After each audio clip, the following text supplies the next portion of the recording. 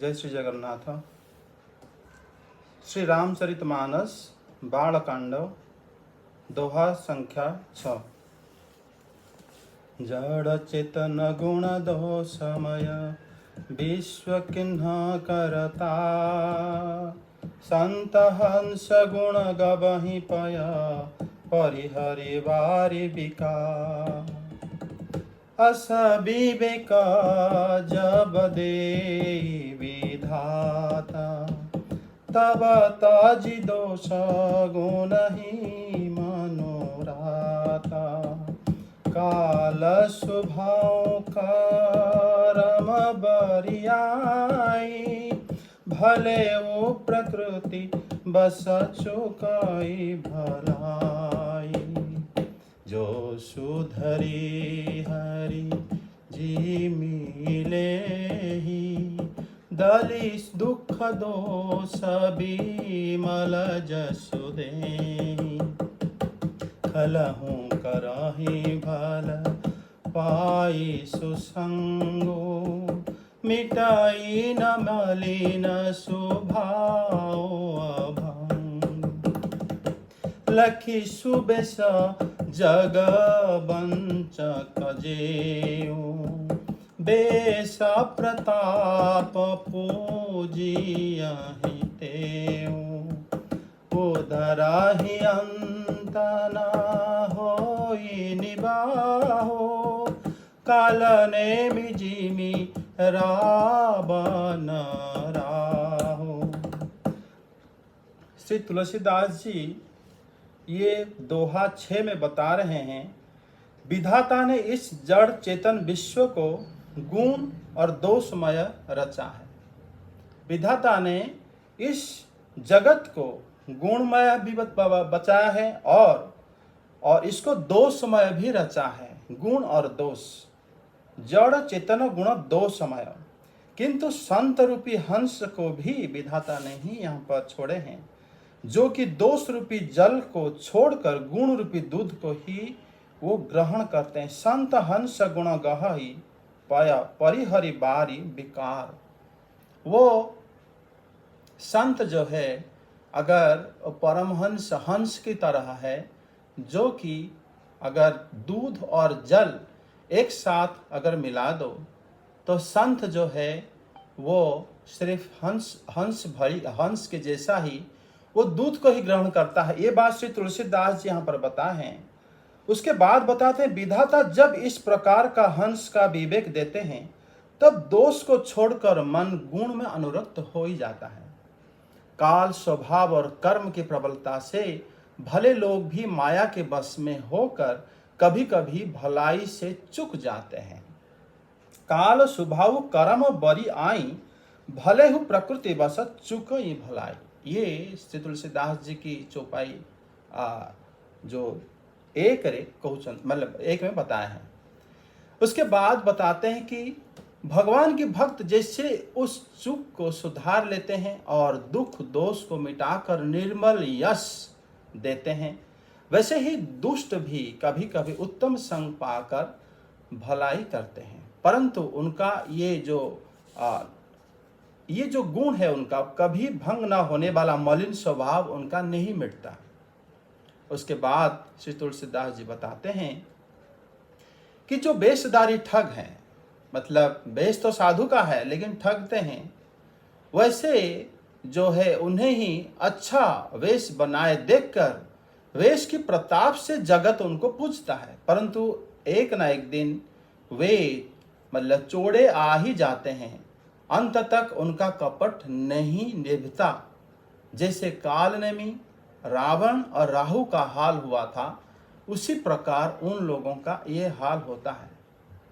उसके बाद श्री तुलसीदास जी चौपाई जो 4 और 5 और 6 में बताते हैं कि हे ओह कुबेशो साधु सन मानु, जिमि जग जाम बंत हनुमान।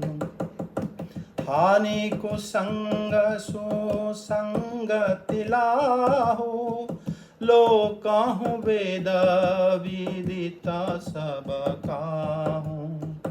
गगन चढ़ाई रज पावन प्रसंगा, कि चाही मिलही नीचा जल संगा। साधु असाधु सतन सुख सारी, सुमेरा ही राम दही गनि गारी। धूमा कुसंगति करी खगोई, लिखिया पुराण मंजुमसि सोई। सोई जल नल अनिल संघाता, होई जलद जग जीवन दाता। श्री तुलसीदास जी कह रहे हैं कि बुरा वेश होने पर भी साधु का सम्मान होता है। जैसे जगत में श्री जाम्बवान जी और श्री हनुमान जी का हुआ है कि ये हूँ कुबेशु साधु सन्मानु, जिमि जगत जाम्बवंत हनुमानु। और वो कहते हैं कि बुरे संगत से हानि और अच्छे संग से लाभ होता है। हानि कुसंगत सुसंगति लाहु, ये बात क्या है? लोक हूँ वेद विदित, ये वेद में है और सभी लोगों को ही पता है। पवन के संग से धूल आकाश पर चढ़ जाती है, मात्र जो कीचड़ है जल के संग से मतलब कीचड़ नीचे कीचड़ और चला जाता है। साधु के घर से तोता भी राम राम सिमरते हैं, असाधु के घर से तोता गिन गिन कर गालियां देते हैं। ये बात श्री तुलसीदास जी बता रहे हैं। उसके आगे बताते हैं कुसंग कारण धुआं कलिख, मतलब कुसंग के कारण क्या होता है? जो धुआं है वो काली जैसे होता है, लेकिन उसी मतलब काली को अगर हम स्याही बनाकर पुराण आदि लिखने में काम आता है। वही धुआं जल और अग्नि पवन के संग मिलकर बादल बनाकर जगत को जीवन दान भी देता है। मतलब यहाँ पर श्री तुलसीदास जी ये जो चौपाई बताए हैं, 6 चौपाई, इसमें उन्होंने मतलब दुष्ट संग और अभक्तों के संग, भक्त कैसे हंस रूपी रहता है, भक्त कैसे अपनी दुख को मतलब दुख रूपी दोष को मिटाकर निर्मल यश बना लेता है, और भक्त जो है हंस जैसा ही कैसे वो दूध और पानी को अलग करके रहता है। ये बात श्री तुलसीदास जी यहाँ पर बताए हैं। और इसमें आप देखोगे दोहा 7 में बताते हैं, ग्रह भेषज जल पवन पट, पाई कुजोग सुजोग, तो ही कुवस्तु सुवस्तु जगह, लिखहि सुलक्षण लोग। यहाँ पर मतलब श्री तुलसीदास जी बताते हैं कि ग्रह औषधि जल वायु और वस्त्र, ग्रह भेषज जल पवन पट, वो क्या होता है ना, कुसंग और सुसंग पाकर संसार में पूरे और भले पदार्थ हो जाते हैं। चतुर एवं विवेकशील पुरुष इस बात को जानते हैं। और वो बताते हैं कि जैसे महीने में 2 तिथि आता है, एक आता है कृष्ण पक्ष, एक आता है शुक्ल पक्ष। एक चंद्रमा को बढ़ाता है और एक चंद्रमा को घटाता है। मतलब एक सुयश को पहचान देता है, दूसरा अपयश को भी पहचान देता है। मतलब इस प्रकार श्री तुलसीदास जी दोहा मतलब 7 में बताते हैं। 7 में 4 दोहा वो रचना करे हैं। एक है कि जगत में जितने भी जड़ और चेतन जीव है, सबको राम में जानकर मैं सबके चरण कमलों की मैं सदा ही दोनों हाथ जोड़कर प्रणाम करता हूँ। और बताते हैं कि देवता, दैत्य, मनुष्य, नाग, पक्षी, प्रेत, पितर, गंधर्व, किन्नर और निशाचर सबको मैं प्रणाम करता हूँ, आप सब मुझ पर कृपा करें।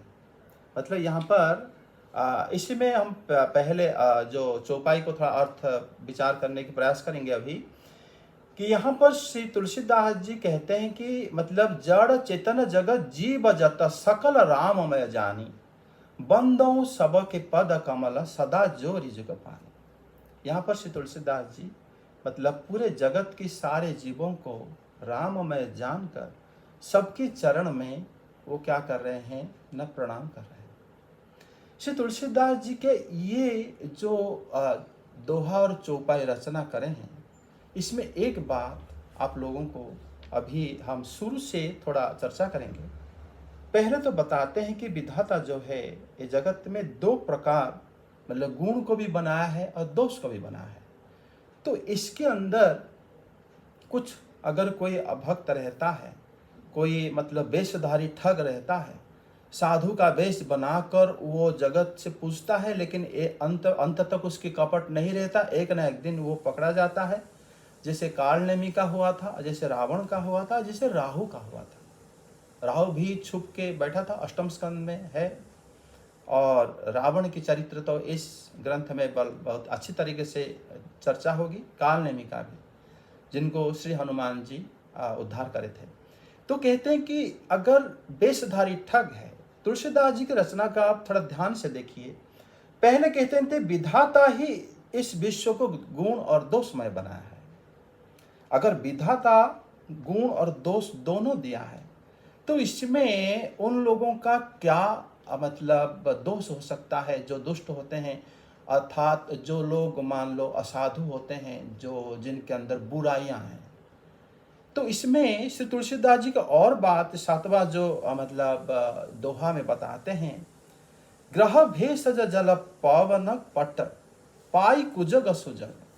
मतलब कहते हैं ग्रह, औषधि, जल और वायु और वस्त्र को पाकर क्या कहते हैं न, लोग जो अच्छे सुजग और कुजग अगर मिल गया तो खुद भले भी हो जाते हैं और बुरे भी हो जाते हैं। और ये बात को विचारशील पुरुष जानता है।